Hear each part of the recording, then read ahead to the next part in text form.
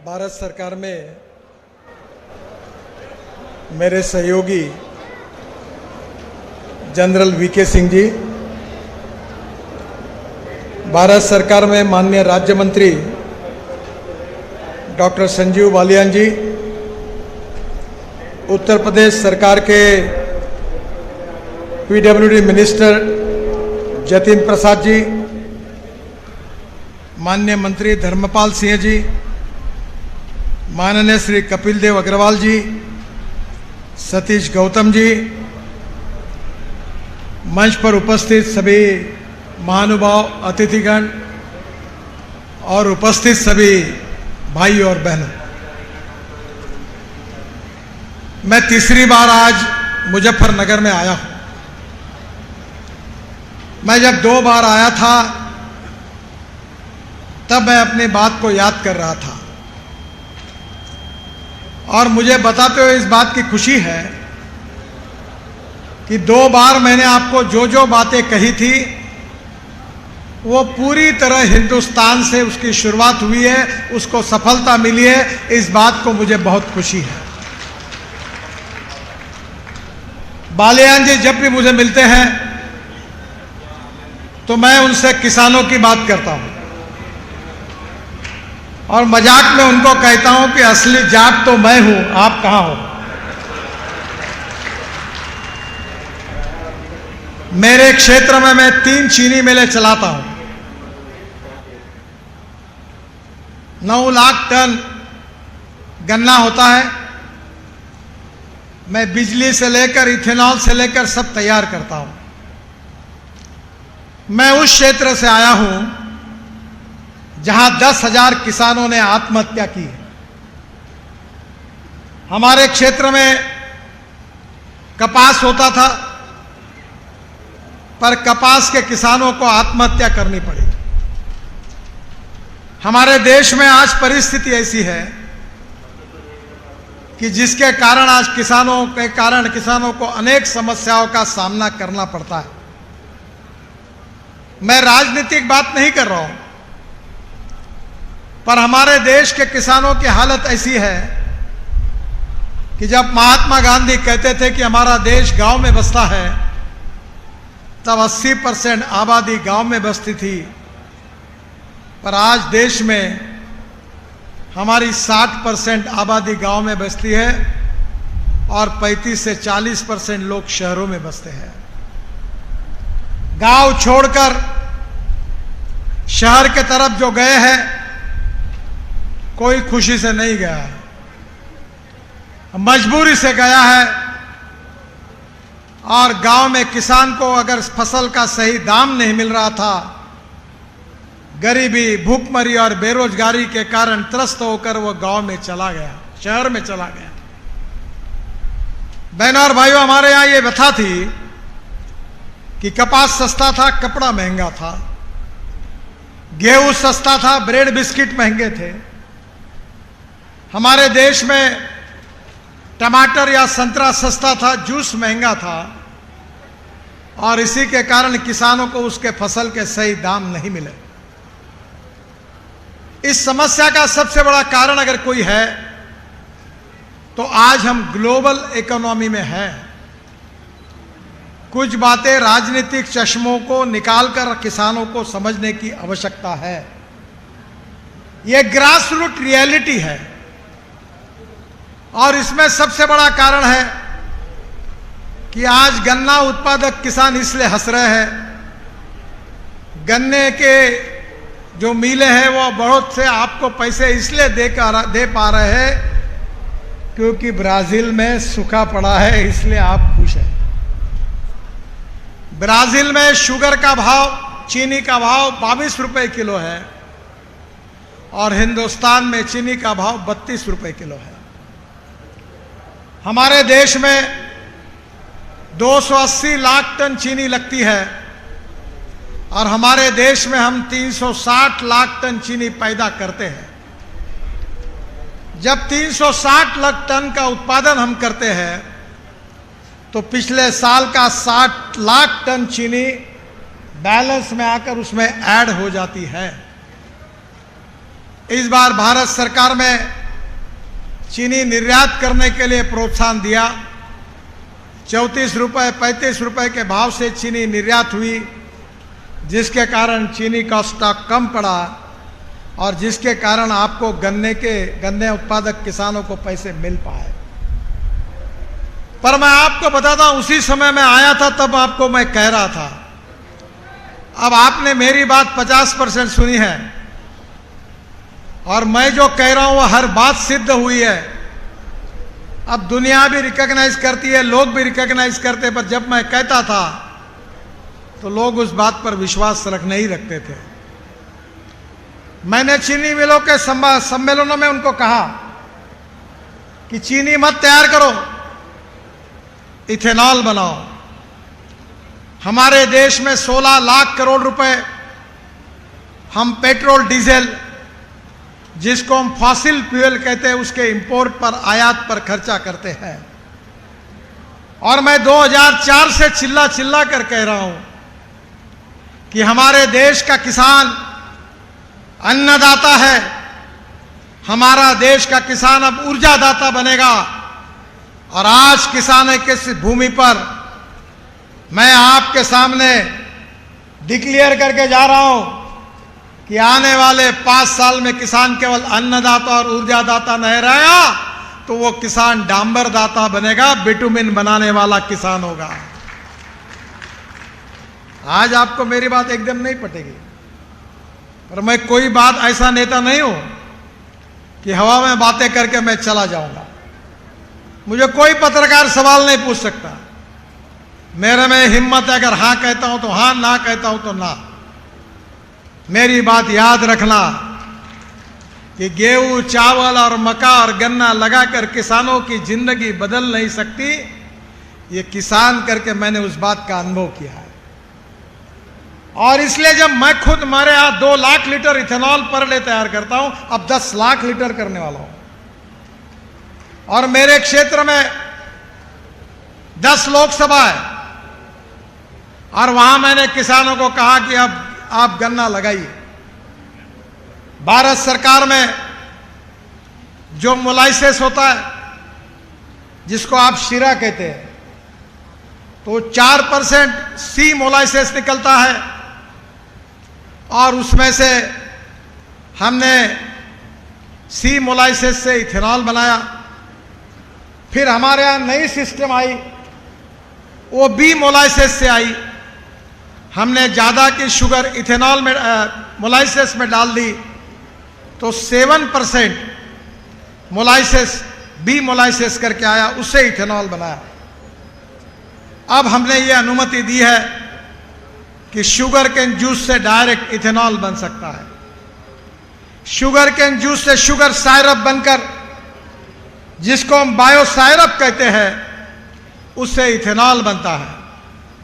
बहनों और भाइयों, इस साल अभी मार्च एंड तक हमारी शुगर फैक्ट्री चली।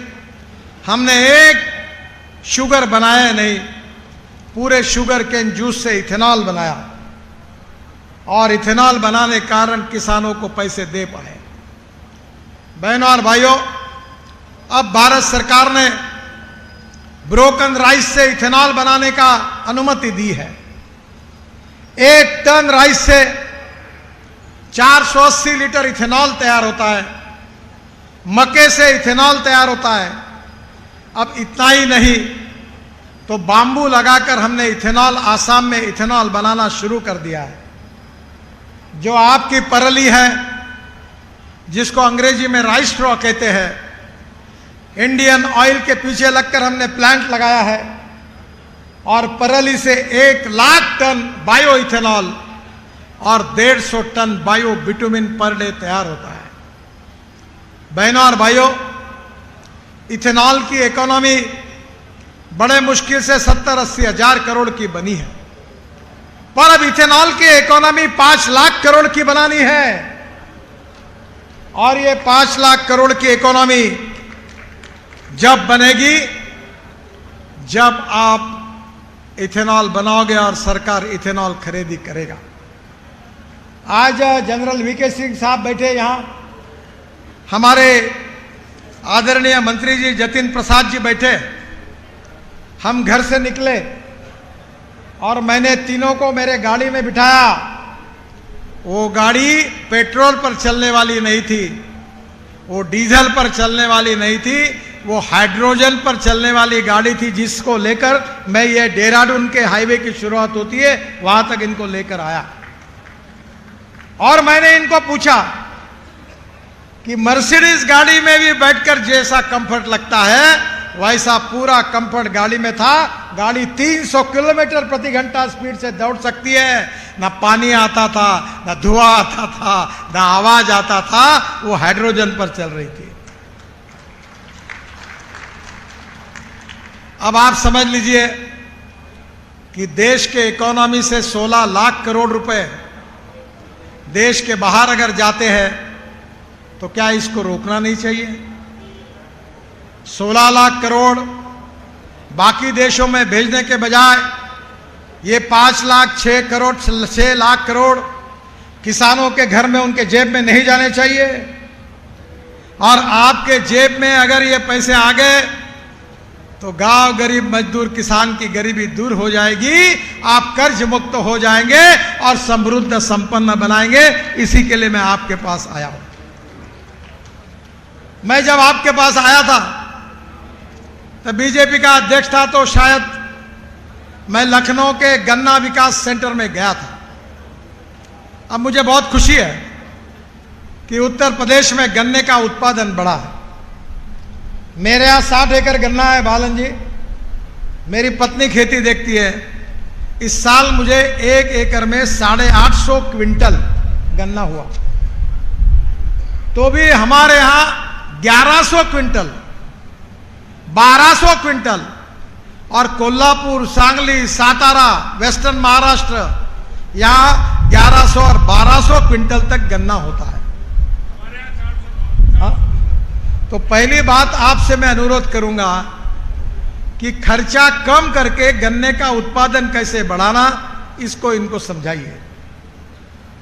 हमारा जो गन्ना है 6 फीट पर लगता है, और मैंने इस समय और अच्छा प्रयोग किया। जो प्रयोग आपने करना चाहिए, मैं रोड पर कुछ बोलूंगा नहीं, थोड़ा बहुत बोलूंगा क्योंकि मैं इसी पर बोलना चाहता हूं। मैंने हमारे यहां हर जगह पर ड्रोन लाए, और जो नैनो यूरिया था वो ड्रोन में डालकर मैंने यूरिया का स्प्रेइंग किया। 1 एकड़ में 4 बोरे यूरिया हम डालते थे। 1 यूरिया का बोरा बराबर 1 बॉटल नैनो यूरिया की कीमत वही है। जब आप बोरे में यूरिया फेंकते हैं, ये लाया इन्होंने नैनो यूरिया,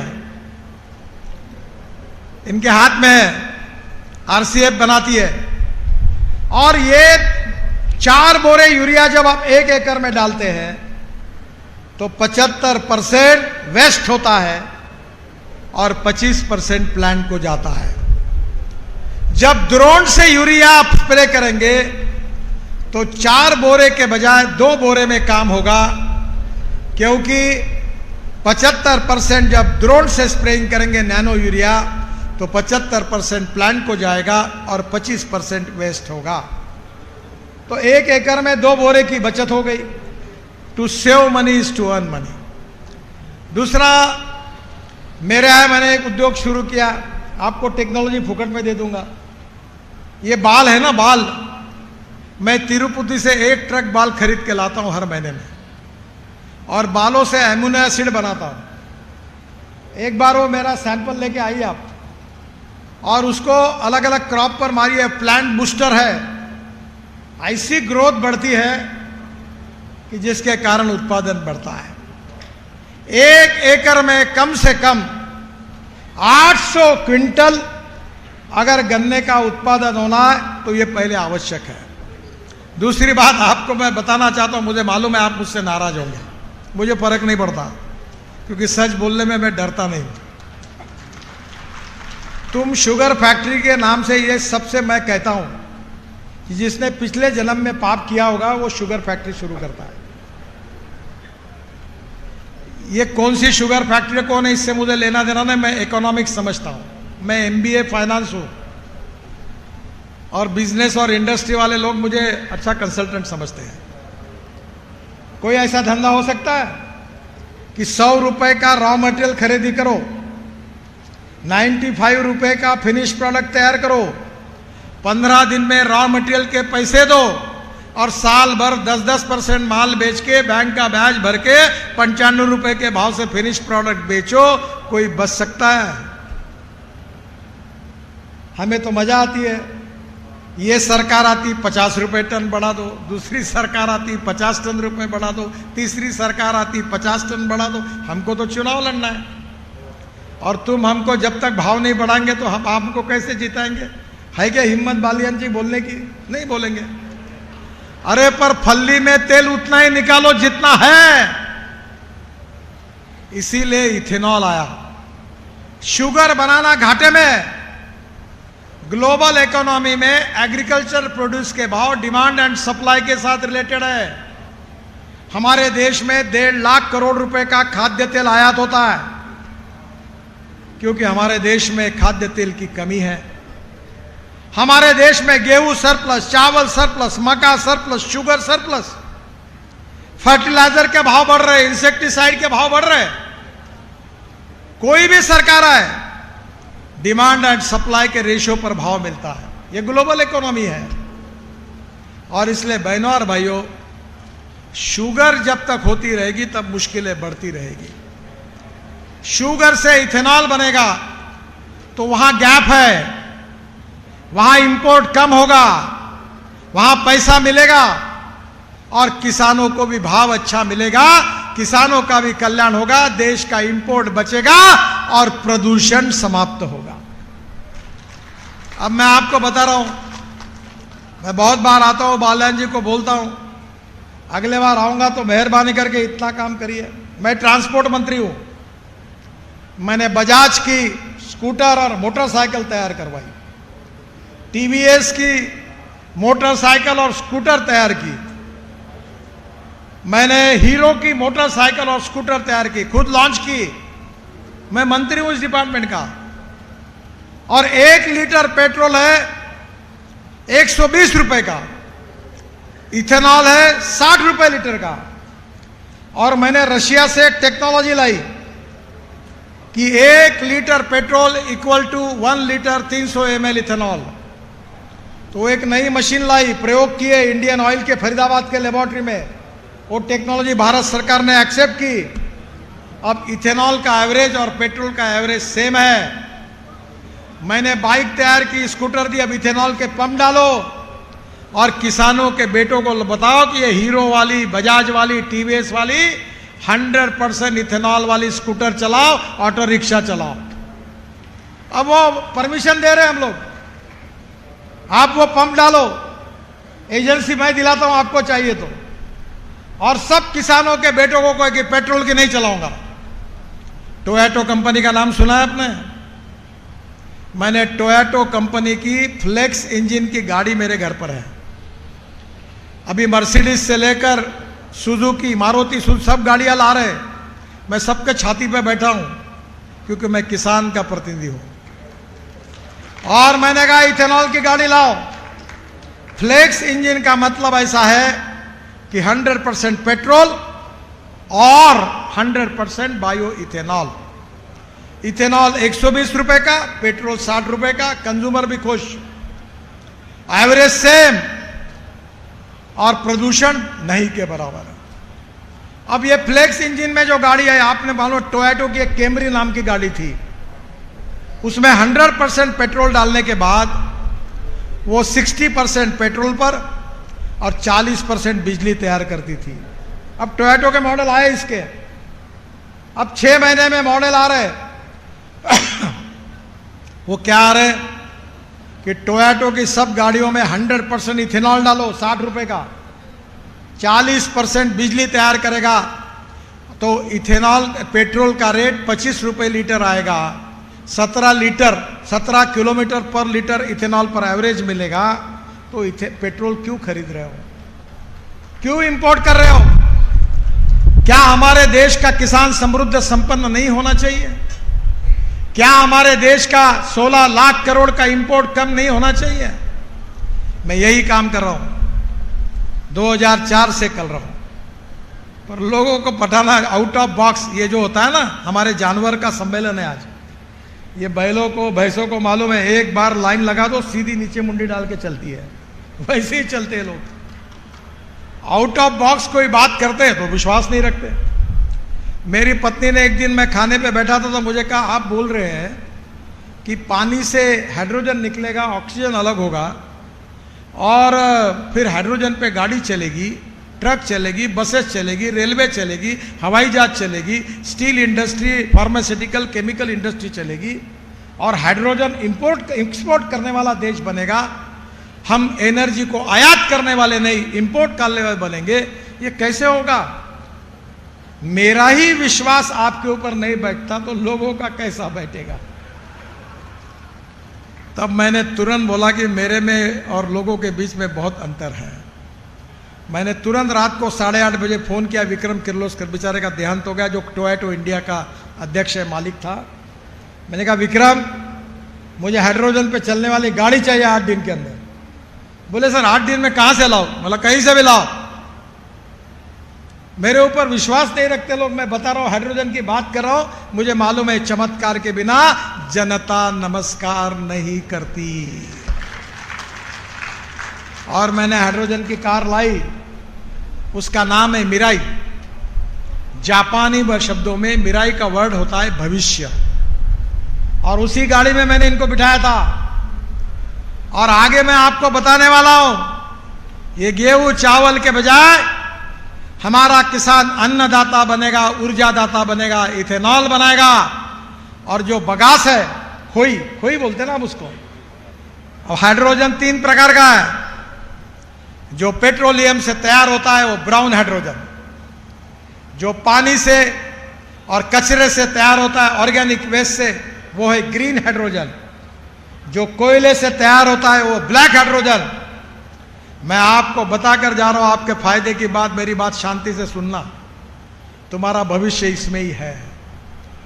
एक कुएं में यहां पानी ही पानी है। मैं आज रोड पे आ रहा था, खेत देख रहा था, आप भाग्यवान हो। मेरे खेत में 3 कुएं हैं, 7.5 हार्स पावर के 3 सोलर पंप लगाए मैंने, और 450 फीट नीचे पानी है। हम पानी के लिए काम कर रहे हैं। मुझे अभी 4 डिलीट मिली, 6 डिलीट मिली, डॉक्टरेट।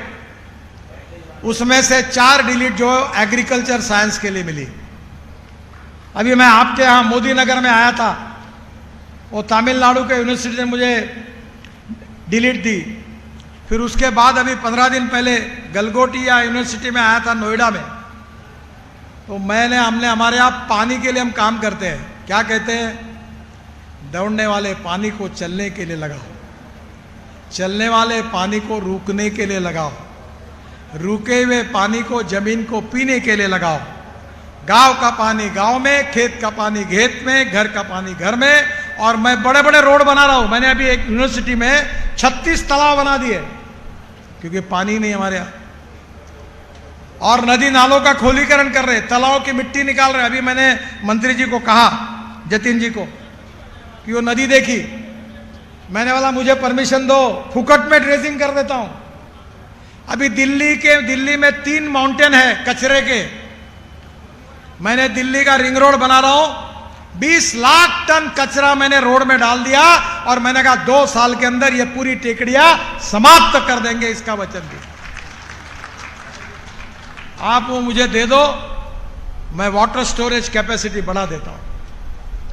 बहनों और भाइयों, एक बात याद रखना, थोड़ा सा अंग्रेजी में बोल रहा हूं इसलिए माफ करना मुझे, क्योंकि उसमें मराठी वर्ड नहीं है।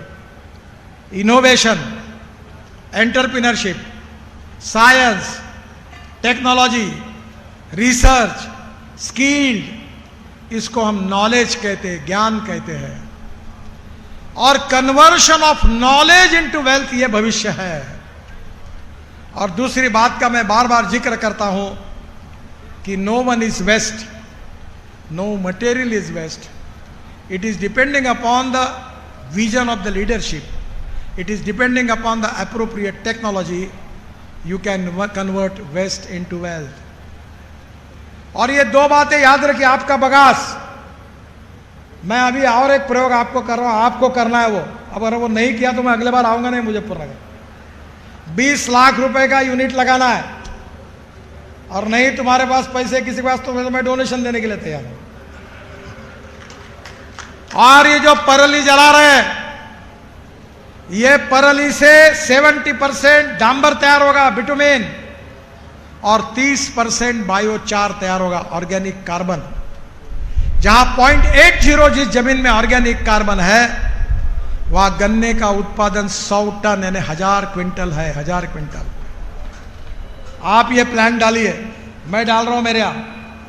CSR, सेंट्रल रिसर्च और ऑर्गेनाइजेशन, भारत सरकार, सबने अप्रूव कर दिया है।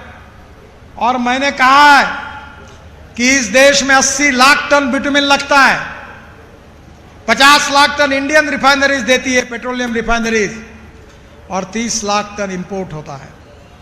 बालियान जी, मैं 30 लाख टन बिटुमिन मैं खरीदने के तैयार हूं, 30,000 करोड़ का।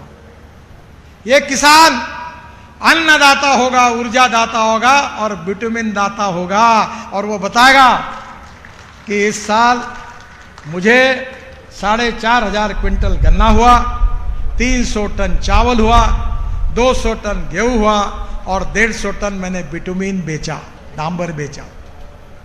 ये गेहूं चावल बेच के तुम्हारा भविष्य बदलने में बहुत कठिनाई है, ये बहुत कठिन है। अगर ये बिटुमिन बेचोगे तो इसमें जो लाखों रुपए का फायदा होगा वो किसानों के घर में जाएगा। मैं प्रूवन बात कर रहा हूं, मैं हवा की बात नहीं कर रहा हूं। इसके बने हुए रोड, इसका बिटुमिन, इसका टेक्नोलॉजी सब देखने के लिए आइए। मैं पिछले बार आया था कि मैंने कहा था कि परली 5 टन ऑफ परली 1 ton bio CNG, bio LNG देती है। मेरा ट्रैक्टर कन्वर्ट हुआ है CNG पर, और 1 लाख रुपए साल की बचत है, क्योंकि डीजल के बजाय मैं CNG पे चलाता हूं। आपका प्रेसमड़, बगास और परली, इससे बिटुमिन बना सकते हैं, इससे बिटुमिन के साथ बायो CNG और बायो LNG बना सकते हैं। और इसलिए मैं आने वाले समय में आपको कहना चाहूंगा कि टेक्नोलॉजी का उपयोग करो और किसानों को समृद्ध संपन्न बनाओ। गांव में नए रोजगार निर्माण करो, किसानों को उनके उपज के सही भाव मिलने चाहिए। गांव गरीब मजदूर किसान का कल्याण होना चाहिए। जब तक टेक्नोलॉजी को नहीं अपनाओगे तब तक भविष्य नहीं बदल सकता। बहनों और भाइयों, मुझे बहुत खुशी है। और दूसरी एक छोटी बात है, मुझे जल्दी जाना है। अभी मैंने महाराष्ट्र के सांगली में एक चितड़े डेयरी है, बहुत प्रसिद्ध है, 5,000 करोड़ उनका टर्नओवर है। उनकी मिठाई पुणे में लाइन लगा के खरीदते हैं लोग। तो उनके एक प्लांट का उद्घाटन किया था, और बाल्यान जी, पुरुषोत्तम रूपाला जी को मैंने पूरा समझाया। अब आपका काम है ये सेंटर यहां शुरू करो। 1952 में गुजरात के गिर जात की गाय ब्राजील में गई थी। अब वहां गिर जो गाय थी, हमारे मंत्री जी भी है, ये काम आप जरूर करिए, उत्तर प्रदेश की तस्वीर बदल जाएगी। वो गिर गाय 1952 में जो गई थी, उस गाय का, अभी वहां जो गिर गाय है वो 60 लीटर दूध देती है। और उसका जो बुल था, सांड, उसका नाम था टोरंडो। उसका सीमेंस आकर इंडिया में 2 लीटर के गाय को दिया तो गोरी हुई 22 लीटर की। मेरे यहाँ हुई है, मेरा प्राइवेट सेक्रेटरी दिवे करके, उसके यहाँ 12 गोरी और 4 गोरे हुए। सिंपल भाषा में बता दो, टेस्ट ट्यूब बेबी। आजकल नहीं क्या, बेटा नहीं होता तो टेस्ट ट्यूब बेबी होती, वही है। और 100% गारंटी, बेटी बचाओ अभियान की जरूरत नहीं, 99% गोरी ही होगी, गोरा नहीं होगा।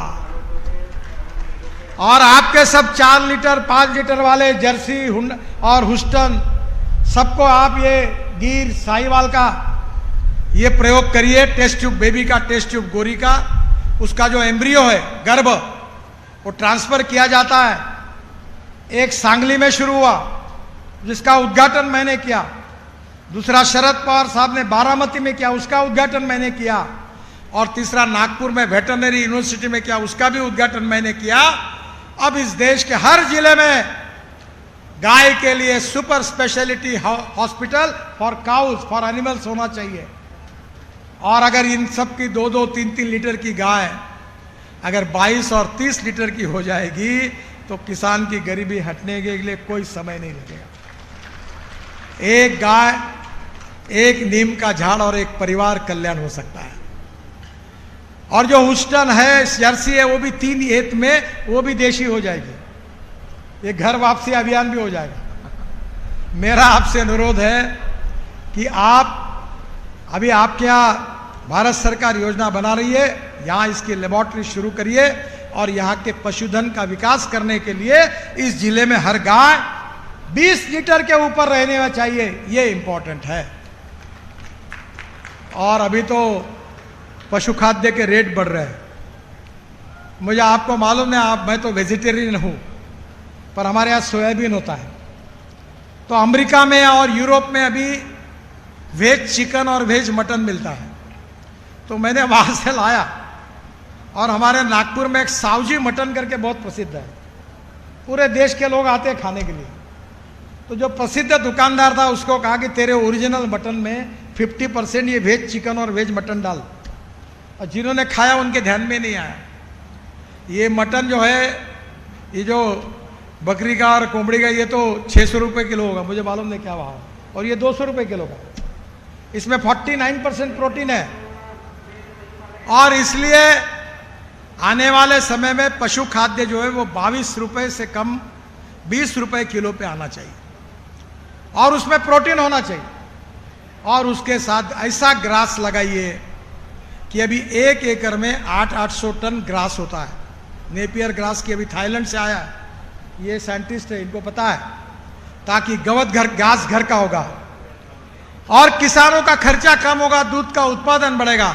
और अभी खुशी हुई मुझे, सत्यपाल सिंह जी ने मुझे बताया, जहां से मैं आया हूं वहां अमूल बहुत बड़ी फैक्ट्री डाल रहा है, तो आपका दूध जाएगा। मैं मदर डेयरी के हमने हमारे यहाँ शुरू की थी। बहनों और भाइयों, गांव गरीब मजदूर किसान का कल्याण करना यही देश की आवश्यकता है। इस देश का किसान जब तक समृद्ध नहीं होगा, संपन्न नहीं होगा, किसानों के बेटों को रोजगार नहीं मिलेगा, इस किसान गांव जैसे स्मार्ट सिटी है वैसे स्मार्ट विलेजेस नहीं बनेंगे, तब तक हिंदुस्तान आत्मनिर्भर भारत नहीं बन सकता। प्रधानमंत्री का यही सपना है और वो पूरा करना है। मैं रोड तो अच्छे बना रहा हूं, बहुत लंबी लिस्ट है मेरे पास। 1 लाख करोड़ के रोड मैं मंत्री बनने के बाद आपके आजू बाजू में मैंने किए हैं, 1 लाख करोड़ के। तुम चिंता मत करो, अभी इन्होंने मांगे की, पर पहले कागज भेज देते तो मैं तैयारी करके आता, क्योंकि मैं झूठी बात नहीं कहता। पर मैं इनको वचन देता हूं, दिल्ली बुलाता हूं, अधिकारियों को बुलाता हूं, और जो भी 3 मांगे संजीव जी ने की है उसको मैं पूरी करने की पूरी कोशिश करूंगा। इसका वचन और विश्वास आप सबको देता हूं। आप लोग किसानों का कैपिटल है, राजधानी है। मुजफ्फरनगर गन्ना उत्पादक किसानों की राजधानी है। अगले बार संजीव जी एक काम करो कि यहाँ हर खेत में कम से कम 700 क्विंटल गन्ना हर एकड़ में होना चाहिए, तब प्रोडक्टिविटी बढ़ेगी, तो पैसा आएगा। और खर्चा को कम करो, ड्रोन का उपयोग करो, नैनो यूरिया का उपयोग करो, प्रॉफिट कमाओ, एक्सपेंडिचर को कम करो और किसान को समृद्ध संपन्न बनाने का मार्ग बताओ। मुझे बहुत खुशी कि मैं किसान का बेटा हूं, और मैंने राजनीति में जरूर हूं, पर मेरे यहाँ जब किसान आत्महत्या कर रहे थे तो मैंने अपनी जिंदगी किसानों की आत्महत्या रोकने के लिए दी है। मैं ना पोस्टर छापता हूँ अपना, ना कोई किसी को जाके बायोडाटा छापता हूँ, ना किसी को बस कुछ मांगने के लिए जाता हूँ।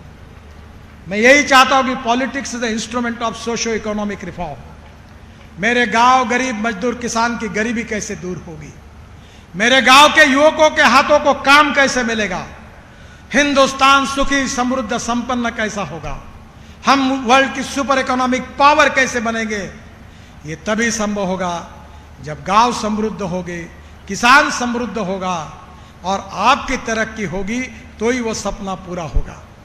मैं संजीव जी को, पशु प्रदर्शनी को, कृषि मेले को, आप सब के किसानों को बहुत बहुत बधाई देता हूँ। आज मुझे दिल्ली देहरादून रोड का इंस्पेक्शन करना था। मैं दिसंबर के पहले देहरादून की फ्लाइट बंद कर दूंगा। कोई आदमी फ्लाइट में नहीं जाएगा। 2 घंटे में देहरादून और 1.25 घंटे में हरिद्वार और बीच में मुजफ्फरनगर को भी जोड़ दूंगा। तो आप चिंता मत करिए। बीच में आया था मैं, पुराना रोड मैंने देखा। मेरे मन में योजना है कि दिल्ली मेरठ के बाद जब आप मेरठ में आते तो 22 किलोमीटर शहर से रोड आता है। मेरे मन में है, आज कुछ घोषणा करूंगा नहीं, पर मैं जरूर आप सबकी समस्याओं को जानता हूं। और मैं अक्सर कहता हूं, पैसे की कोई कमी नहीं है मेरे पास। मैं लाखों करोड़ की बात करता हूं। एक पत्रकार मुझे बोल दे, मैं तो 200, 400, 500, 1000 करोड़ के काम को जाता ही नहीं। बोलता हूं जनरल साहब को आप चले जाओ। मैं 5000, 6000, 10,000, 15, 1 लाख करोड़ का रोड बना रहा हूं दिल्ली मुंबई। ऐसे 32 एक्सप्रेस हाईवे बना रहा हूं। कोई पैसे की कमी नहीं है। इस देश में पैसे की कमी नहीं है, ईमानदारी से देश के लिए काम करने वाले नेताओं की कमी है। मुझे इतना काम करने का मौका मिला। एक ठेकेदार आपको नहीं मिलेगा कि जो बताएगा कि ठेका लेने के पहले मंत्री जी के घर पर जाना पड़ा। Corruption free, time bound, quality conscious और गारंटी के साथ अच्छा काम होगा। और इसीलिए मैं कॉन्ट्रैक्टर को कहता हूं, खराब काम किया तो बुलडोजर के नीचे तुमको डालूंगा, याद रखना। अभी मैं जतिन प्रसाद जी को समझा रहा था, वो हाईवे देख रहा था। तो मैं बोला ये वाइब्रेटिंग रोलर कितने टन का है? बोले 15 टन का। तो मैंने बोला 15 टन का क्यों, 30 टन का क्यों नहीं है? मैं बोले लगाऊंगा। तो जतिन प्रसाद जी को कहा, अगर 30 टन का वाइब्रेटिंग रोलर होगा तो कॉम्पैक्शन आएगा, 6 इंच नीचे जाएगी जमीन, तो इसको ज्यादा मटेरियल डालना पड़ेगा। इसलिए होशियारी कर रहा है। ये वाइब्रेटिंग रोलर 30 टन का नहीं है। मैंने कहा कल से लगाओ वाइब्रेटिंग रोलर 30 टन का। आपकी संपत्ति है, इस रोड के मालिक आप है। आपको अच्छे रोड बनेंगे, चिंता मत करना। पर किसानों को समृद्ध संपन्न बनाना, गांव को स्मार्ट विलेज में रूपांतरित करना, युवाओं के हाथों को काम देना, टेक्नोलॉजी का उपयोग करना, उत्पादन खर्चा खेती का कम करना और प्रोसेसिंग यूनिट, जितने एग्रो प्रोसेसिंग यूनिट डाल सकते उतने डालकर फिनिश प्रोडक्ट को बेचना, निश्चित रूप से आत्मनिर्भर भारत बनेगा। मैं हृदय से आपको बहुत बहुत शुभकामनाएं देता हूं। इस मेले के निमित्त संजीव जी ने मुझे बुलाया, उनके बहुत बहुत आभार, धन्यवाद, नमस्कार। भारत माता की, भारत माता की, भारत माता की।